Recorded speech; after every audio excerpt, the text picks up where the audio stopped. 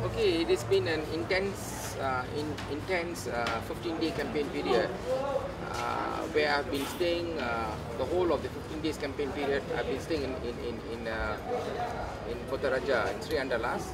Actually, just right above our Bilik Gerakan. It's a hotel. I've stayed put. Very intense. We start as early as 7 in the morning, and we end up till late 12, 1, 2, you know, and it has been intense. We had also some, as late as yesterday, our big banner with a photograph of mine. Somebody just splashed red paint. You can just have a look at it in a short while just outside the Bilik Gerakan. In fact, before the start, our banners were torn before the start of the campaigning. The Indian, the people generally, nobody has said no to me. You know, there were some concerns that the opposition votes would be split, but I explained to them that we are contesting only in 1 out of 222 seats. So they having given the explanation, they understand, and we are fortunate to have a pool of about 100 over hardcore supporters. Even today, we ended up our election campaign today with a convoy which started at about 12, and it ended just about 7:30 short while ago. So with that, I did not really see the others, Barisan Nasional and Pakatan Rakyat doing it, but we did it.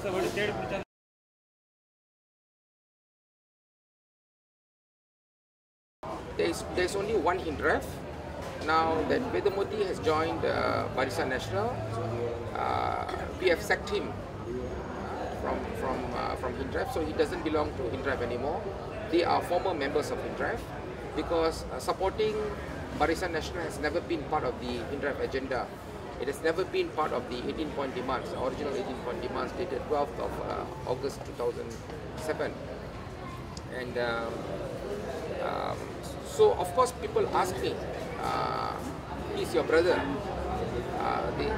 We have a slightly more difficult task explaining to them, you know. But I think, thank God, until today, see, the most injured among all the voters are the Indian poor. Nobody has scolded me. Nobody has told me off. Nobody chased me away from any place I went to. You know, so thank God. You know, I think they can see that because in terms of seniority in social work, in helping the Indians, I am like 16 years more senior than Waythamoorthy. Waythamoorthy shot to the limelight only upon my detention under the ISA. Before 25th November 2007 and before 13th of December 2007, when I was arrested and detained under the ISA, nobody knows Waythamoorthy. So people know I'm a long-standing person, so nobody has really blamed me as such.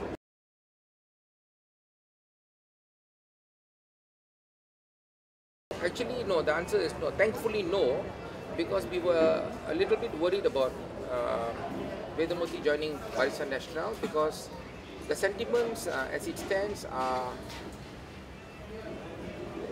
the Indian sentiment is not with Barisan Nasional. Meaning the Indian sentiments are with Pakatan Rakyat, and he has faced a lot of brickbats, but the Pakatan Rakyat, the Indians generally they see a distinction. So thank God so far there's no brickbats, but as I said, the sentiments as it stands are for Pakatan Rakyat and against Barisan Nasional. So generally people are very angry with Waythamoorthy for having what they describe as having sold out, Waythamoorthy having sold out Hindraf to Barisan Nasional. Many people are angry. In fact, the single largest question that I get posed to me is this question: why did Waythamoorthy join Barisan Nasional? So I had to distinguish that he hijacked the whole Hindraf movement only upon my detention under the ISA, and it came as a shock to all of us. Many friends of Waythamoorthy also called me. They also expressed shock that he had joined Barisan Nasional, totally unbecoming, and we can't believe the extent of which he's bending backwards to support Barisan Nasional. For example, the advertisement, full page advertisements in the newspapers, in the Tamil papers, almost all the Tamil newspapers, saying that Hindraf's achievements, 1, 2, 3, 4, 5, 6, and asking people to support Barisan Nasional. So to me, empty promises has never been part of the Hindraf struggle. We are asking for delivery. So despite securing zero delivery, he says that he has achieved. Okay, even a first-year law student will tell you that an MOU is not enforceable in any court of law. Anyway, it's another set of empty promises to me that Najib has given.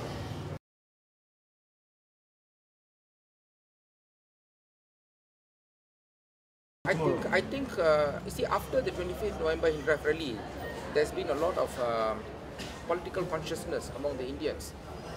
They take great pride of having changed 5 state governments in the last general elections, and they got the taste of it. They got the hang of it. I think they will come up in full force to vote this time.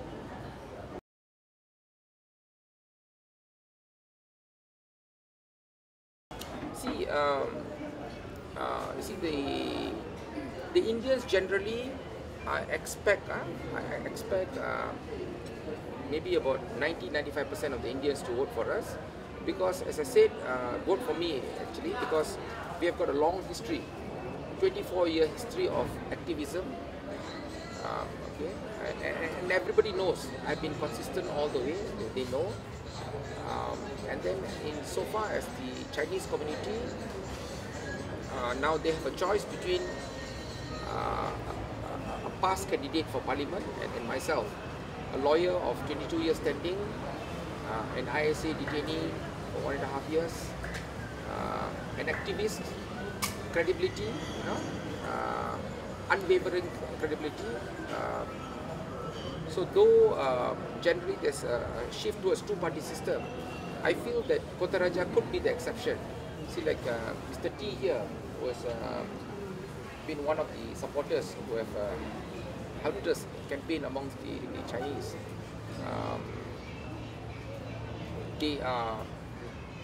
And the other feedback we get from the other Chinese is that generally they would favor me as opposed to a candidate from past, especially so in the light of Dato' Harun Dain's statement and the past top leadership statement that if they come to power, they are going to implement hudud.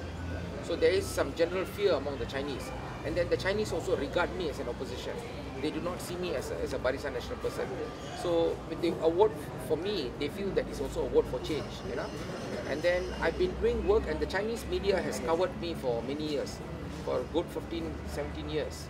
The issues of death in police custody, death by police shooting, general abuse of police powers, abuse of government powers, Hindu temple demolishment. The Chinese media has been carrying my stories for a long time, so I don't need very much introduction among the Chinese community, because the Chinese are a reading community, and when we give them the leaflets, the first thing they do is they read it. They take time in reading it.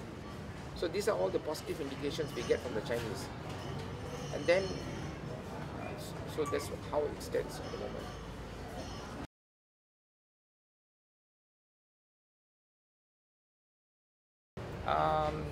So finally, before we finish this interview,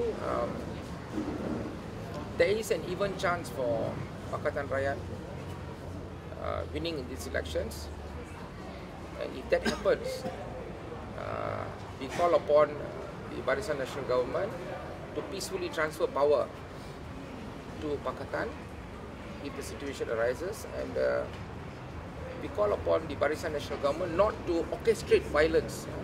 They should not be orchestrating violence to stay in power. I think the general feedback I got also after my ground campaigns for 15 years is, I think many people agree that safe and except for Yemen, North Korea, Myanmar, Rhodesia and a few other countries, most of the other countries there has been change of governments. So if that happens, I think people are ready for a change. So we wish Pakatan Rakyat all the best and Putrajaya. Right.